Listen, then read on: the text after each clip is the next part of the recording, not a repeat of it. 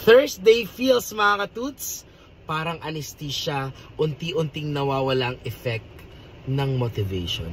Aray mo! So quick update lang tayo mga katuts, maulan ngayon dito sa Samar. Ayan.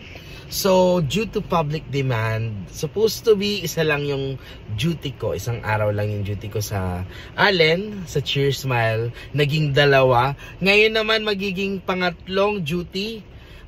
Dahil may mga nagpapa-appoint pa at hindi ko kinaya yung kahapon na schedule ko kasi full talaga. Ang daming nag-walk-in, ang daming nag-message late na, pero ginawan ko pa rin lahat ng makakaya ko.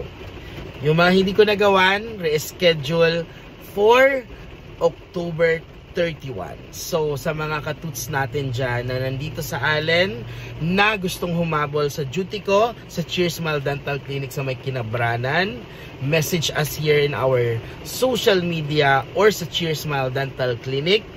And mag-a-update ako ulit sa inyo kung ano pa yung mga kaganapan natin. Basta tutok lang kay Doc Noy sa mga special promos na aking ibibigay, sa mga announcement ko dito sa daily update, at mga free dental services na bakit kayo deserving na manalo ng free postizo, linis, or pasta.